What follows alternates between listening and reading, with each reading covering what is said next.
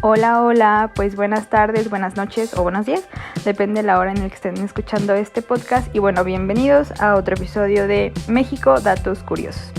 El día de hoy, pues ya hemos hablado mucho acerca de México, de nuestro México, de las características que tiene nuestro gran país. Pero en este episodio, mi equipo y yo nos pareció como muy importante y bueno, bastante relevante hablar sobre algo importante de nuestro querido país y de hecho lo tenemos de mayor abundancia, ¿no? Que es nuestra biodiversidad. Pero bueno, o sea, realmente se suele confundir o de alguna manera se suele tomar por igual dos conceptos que están relacionados, pero que sí son conceptos pues diferentes, ¿no? Porque esto es de la biodiversidad y la megadiversidad. O sea, decimos México es megadiverso, México es biodiverso, o sea, ¿qué es megadiversidad? ¿Qué es biodiversidad? ¿Por qué son diferentes cada una, pero están relacionadas estas dos? Conocemos como tal pues la biodiversidad o diversidad biológica a la gran variedad de seres vivos y ecosistemas que encontramos en el planeta como tal, pero el término de megadiversidad se usa para diferenciar de hecho los territorios donde hay mayor riqueza biológica. De hecho que la megadiversidad es un concepto pues creado por la Organización Medioambiental Conservation International, CA, pues con el fin justamente de llamar la atención sobre zonas del planeta con gran riqueza biológica. Solamente son 17 países los que ocupan estos puestos de países megadiversos, que es Bolivia, Brasil, China, Colombia, Costa Rica, Ecuador, Filipinas, India, Indonesia, Kenia, Madagascar, Malasia, Perú, República del Congo, Sudáfrica y pues nuestro querido México. Entonces pues hablamos de justamente países megadiversos cuando los niveles de biodiversidad, la riqueza de especies, el grado de endemismo o la diversidad de ecosistemas es particularmente alta. ¿Por qué? Porque justamente son megadiversos, ¿no? Entonces, otro aspecto de la biodiversidad en un país se logra a través de la intervención humana, porque pues la domesticación de animales, de especies, de plantas ha traído una enorme riqueza natural a justamente nuestras áreas verdes. Y esta diversidad biológica de origen natural o humano se encuentra distribuida de manera desigual en la Tierra. El 70% de ella se encuentra concentrada en regiones tropicales y subtropicales. Y los paisajes de muchos países con gran biodiversidad ven una variedad de ambientes, suelos, climas. Y la separación de islas y continentes, pues, que han sufrido en determinadas épocas, permite el desarrollo de la flora y la fauna local. Y bueno, de hecho que su gran tamaño ayuda a dar pues cabida a más especies y su evolución se ha desarrollado a través del contacto de diversas regiones biogeográficas, entre las que pues se han mezclado especies de diferentes orígenes, hasta me parece que 131 especies diferentes. Pero bueno, justamente por ello hemos invitado a 3 expertos sobre el tema. Más que nada ellos nos van a explicar estas causas del por qué México es un país megadiverso. Entonces, como primera instancia tenemos al biólogo Arad Serrano. ¿Cómo está usted, licenciado? Muchas gracias por la presentación, Azul. Me encuentro muy bien. Espero que también ustedes, desde donde sea que nos estén escuchando, se encuentren extremadamente bien. Y sí, de hecho, tienes toda la razón. La biodiversidad mexicana es algo realmente increíble, siempre y cuando se conozca. De hecho, al día de hoy, a mí me sigue sorprendiendo. Y es por eso que, como punto de partida, quiero hablarles sobre 3 factores sumamente importantes y que trabajan en conjunto para formar parte de las bases de la megadiversidad. Estos son nada más y nada menos que la topografía, el clima y la fisiografía. Para comenzar, permítanme comentarles a grandes rasgos de qué se trata cada uno de estos factores. Esto con el fin de que estén un poco más familiarizados con el tema. Comenzando con la topografía. Bueno, la topografía estudia el conjunto de procesos y principios utilizados principalmente para describir detalladamente la superficie de la Tierra, mientras que la fisiografía se encarga de analizar la superficie terrestre de manera espacial y sistémica. Y bueno, como todos sabemos, el clima es el conjunto de condiciones atmosféricas propias de una zona geográfica. Esto es importante, ya que estos tres componentes trabajan en conjunto para aportar a la megadiversidad de México varias características. México se caracteriza por ser una topografía compleja, ya que más del 50% de nuestro territorio nacional se encuentra en altitudes mayores a los 1000 metros sobre el nivel del mar.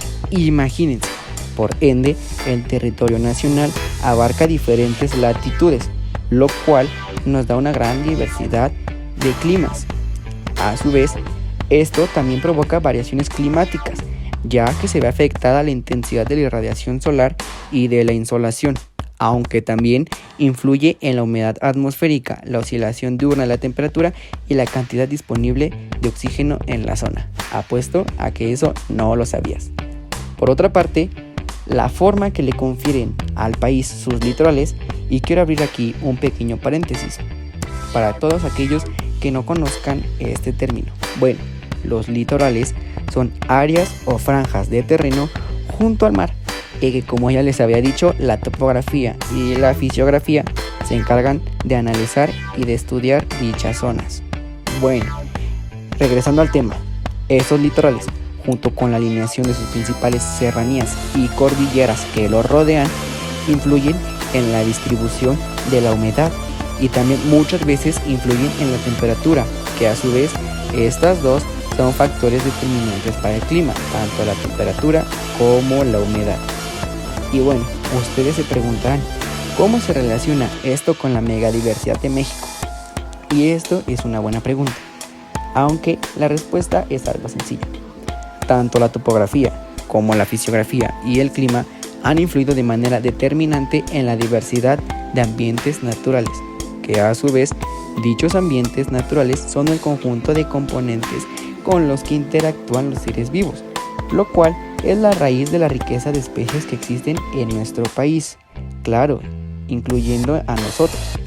Tanto la flora como fauna son extremadamente diversas debido a los múltiples climas de las diferentes zonas geográficas, siendo así una de las pautas para la determinación de la megadiversidad del territorio mexicano. Aún así, esos factores no son los únicos que aportan algo a la megadiversidad. Es por eso que mi compañero Dan, siendo geógrafo, nos explicará un poco más del tema. Estoy seguro que tienes algo más que comentarnos sobre esto, Daniel, así que te cedo el micrófono y la palabra.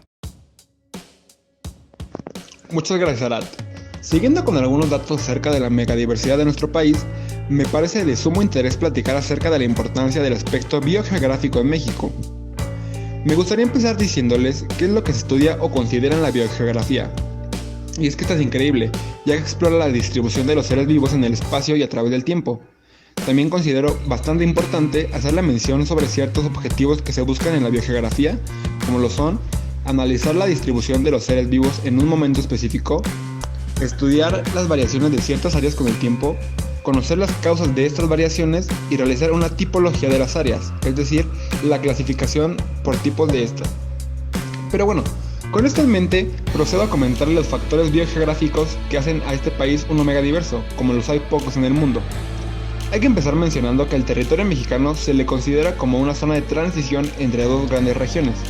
La primera de estas es la neotropical, que está conformada por Centroamérica y Sudamérica, y la otra es la región neártica. Esta corresponde a la región de Norteamérica. Estas dos estaban separadas en un principio y entraron en contacto hace unos 6 millones de años aproximadamente. En esta zona llamada de transición, el contacto tan peculiar que ha surgido entre la flora y la fauna ha dado como un resultado que aquí se encuentran representados ejemplares típicos del trópico y de las regiones boreales, en particular en la zona de confluencia entre las regiones neártica y neotropical. Con esta información creo que basta por el día de hoy, y me gustaría presentarles a mi buen amigo Ángel, quien siendo un gran químico, se ha especializado en las ciencias biológicas. Él les contará un poco más sobre la diversidad en este país. Por supuesto, Dan, Y dando continuidad a este vasto tema sobre la biodiversidad en México, el factor geográfico y geológico forman una parte importante para entender la megadiversidad que existe en nuestro país.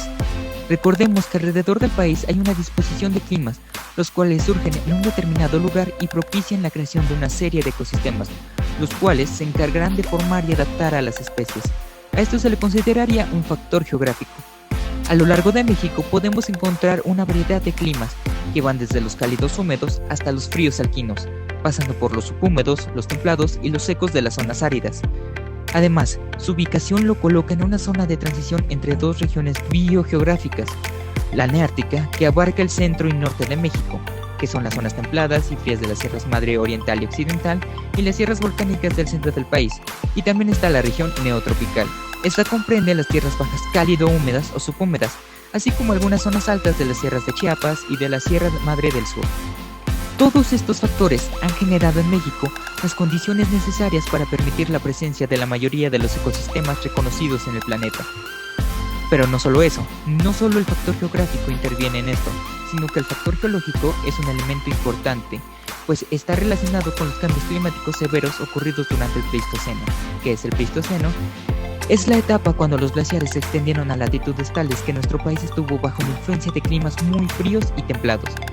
¿Qué propició esto? Propició el establecimiento de especies de climas fríos, mientras que las especies de climas tropicales se extinguieron en su mayoría, por lo que su distribución se restringió a ciertas zonas denominadas refugios pleistocénicos. El aislamiento que sufrieron las especies en esos refugios dio origen al surgimiento de nuevas especies, que extendieron su área de distribución cuando los glaciares se retiraron. Causó esto como consecuencia que muchas de las especies en México tengan un origen relativamente reciente y en muchos casos sean endémicas. Nos da a entender que todo esto va uniéndose como un rompecabezas para dar origen a la biodiversidad. Sin embargo, esto no es todo, pues también se involucran las diferentes sociedades que existieron, los diferentes pensamientos, tradiciones que se fueron dando. Y de esto, ¿qué nos puedes decir, Azul? Claro, pues de verdad qué bonito es conocer más acerca de nuestro país.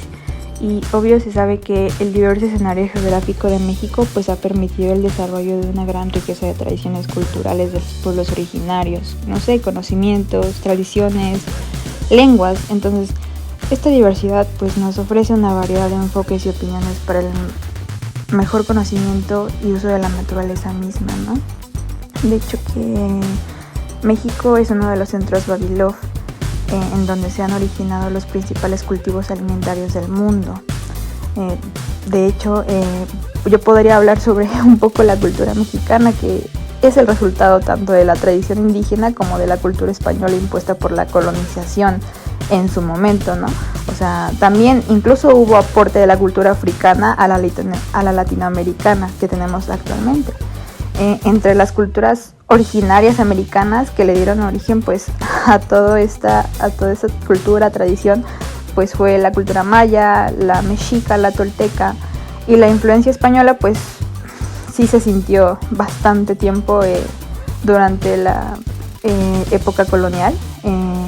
Entonces la riqueza singular de la cultura mexicana se debe en gran medida a su mezcla de herederos de las naciones prehispánicas diezmadas por la conquista europea, dotadas de su propia lengua, de su mitología, de sus tradiciones.